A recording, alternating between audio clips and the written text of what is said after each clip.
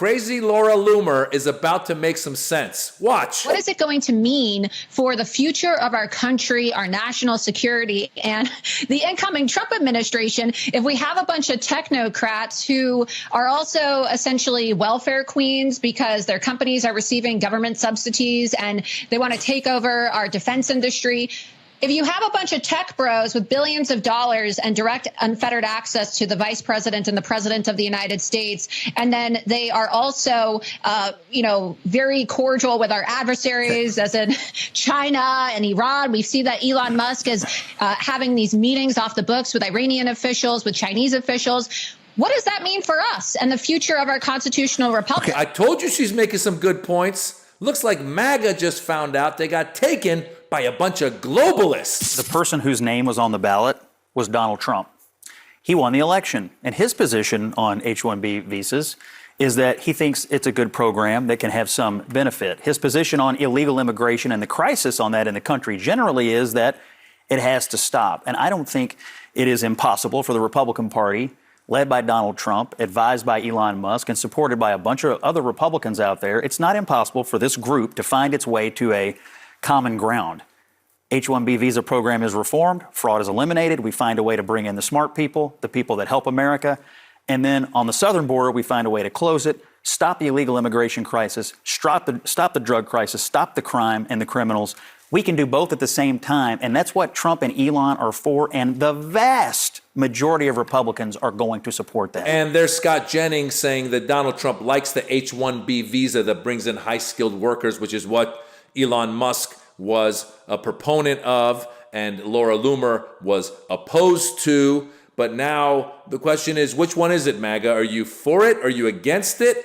The Civil War begins. You're totally right. And think of the irony here, Rachel. They shipped all their good manufacturing jobs overseas and said, we'll teach them to code. Now it turns out, no, actually, we're going to import people to do the coding. She just summed it up really well. Learn to code, America. You're not learning to code? All right, we'll bring in cheaper labor so that we can pay them less, and they'll code. If the argument is between Ann Coulter and Elon Musk, I'm going to side with Elon because he's got a more rational argument here. Part of the problem is in American schools and colleges and universities, they're not producing a lot of engineers. Mm-hmm. They're producing a lot of women's studies majors who are anti-Semites on some campuses. So we need more engineers. So how are you going to entice the smartest engineers in the world, but for a program like this? And she just made the point that we're not creating enough engineers, which I guess she makes a good point. But we also have underfunded our education. Our schools have been underfunded. So we're not creating a lot of everything because the right and Maga keeps wanting to take away from public schooling, keeps wanting to take away funding, keeps wanting to take away programs, keeps wanting to privatize schooling. And here we are in a world in which we don't have enough engineers to possibly work in these jobs that Elon Musk and Vivek Ramaswamy were advocating to have H-1B visas for. Now, the H-1B visa is very interesting because it's supposed to be high-skilled workers. They've got a skill. We need them. A lot of engineers come through. A lot of them go to the tech world, accounting, a lot of accountants. People are coming from places like India, other Eastern countries, Middle East, some other places. They're coming here because they qualify for these jobs. But what you find out when you look at it actually is these companies like Google and some of these other big tech companies that are hiring these people are actually underpaying them. So it's not just that they're high skilled, it's that they're willing to work for less. Now for them, it's good. It's a great opportunity. They're coming, they're making good money, probably sending some of that back home. But for American workers, they're getting screwed because they're being undercut by the guys coming in with the H-1B visas. So it's not the workers' fault and it's not the American workers' fault nor the H-1B visa workers' fault, but it is the fault of these multi-billion dollar companies that are trying to cut corners and cut costs. And rather than hiring some people that are American citizens that might be qualified for these jobs and paying them the full wage that they deserve, or rather than actually putting money into the American school system and saying, these are the kinds of people that we need, so start training more and more people in the world of engineering, in the world of coding or whatever it is that you need for the tech world. These companies are just putting a Band-Aid over it and saying, let me go find someone who's going to do it for cheap, bring them in, and we won't fund the future workforce. And that's the big problem that we run into all the time, where MAGA is saying that immigrants are taking our jobs, but the truth is that technology, that advancement is taking people's jobs, and we're not doing a good job of training our people to take those jobs. You understand? And so we end up in a situation where people are coming in, taking less pay and doing those jobs, and we're in the situation where that causes a rift within MAGA. And Laura Loomer was right about the tech bros. The tech bros basically bought the election. If you don't think Elon Musk bought the election, look at how much he put in. Look at the profits he made. He put in about like 120 million or so through his super PAC, and right away his net worth went up by tens of billions of dollars. I mean, that's a great investment. That's a very short-term investment. It's a great investment. So the tech bros, they're the ones. Peter Thiel is the one who put J.D. Vance in the position to be vice president. So if you guys don't see it, you should look around and look at who's funding what and how this is all coming into play. Elon Musk did that tweet that slowed down the passing of the budget just a couple weeks ago.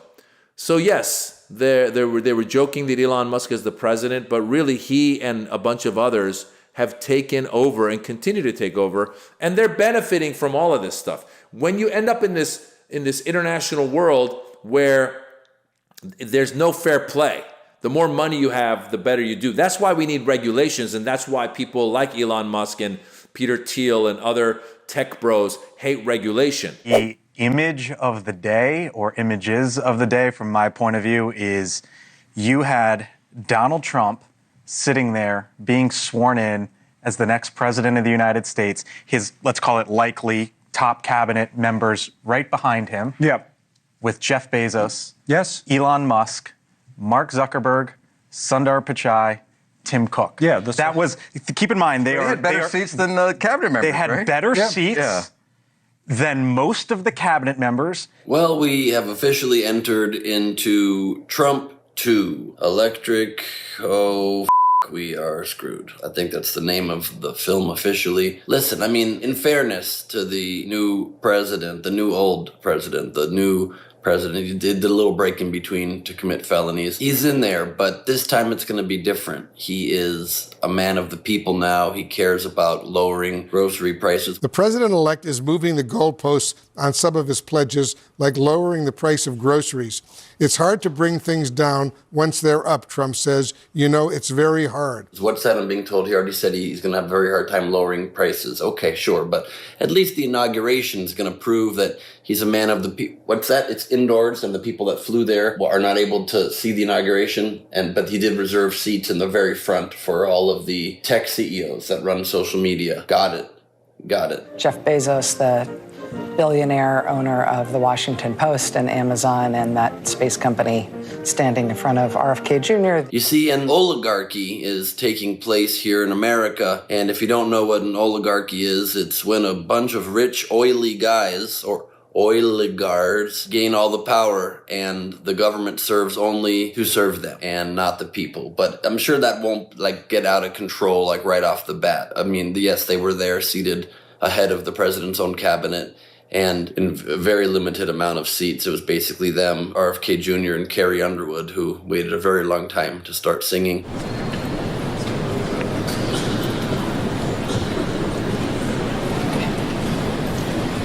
But it's not so bad. I'm sure they're not going to get drunk on power right off the very beginning. You know, I'm sure Elon Musk, who's the closest to Trump out of all of them, wouldn't then go to the president's inauguration parade rally event at the Capital One Arena in D.C. right after that and do this, would he? Thank you. So he did. So that's what he decided. How he decided to end his speech at an arena there. Maybe he made a mistake. He didn't. I'm sure he corrected it when he then turned to the people in the back of the audience. My heart goes out to you. He did it twice. Okay, but here's the thing. Who cares? It's not like we Okay, it's bad. I can't sugarcoat it, really. I mean, I think the perfect analogy being that he literally only made the inauguration for insiders, literally indoors in a much smaller space where he couldn't invite his supporters who are supposed to be who he cares about now. But of course he didn't. He did care about some of his supporters, though. He signed a bunch of executive orders on day one, including pardoning over 1,500 of the January 6th Capitol insurrectionists, including people that took batons and poles to beat police officers with. So that's nice. It's just like everyday Americans. You know, the guy with the Camp Auschwitz sweatshirt, he's been pardoned. You know, all the really great folks that are now empowered even further. And why would Trump have all of these tech CEOs there? Well, A, it's obviously because he loves when people show fealty to him, when they get on their knees and do what they have to do to make sure they make a little bit of extra profit at the cost of truth. And only paid $1 million to be there, and Zuckerberg threw a party for him for the inauguration. He wants to be one of the cool guys. These guys were against him in his first term, and now they are just all getting in line. And it's not like they just control social media, which they do, controlling the people that were there. Control only Instagram, Facebook, WhatsApp, the Washington Post, all of Google, all of TikTok. That's right, the super bad danger to our democracy spy software that Trump said we had to shut down a few years ago. TikTok, CEO of TikTok was also there as well. Rupert Murdoch, of course, was there. Somehow being kept alive by the sheer will of greed and evil. And that's what we got now.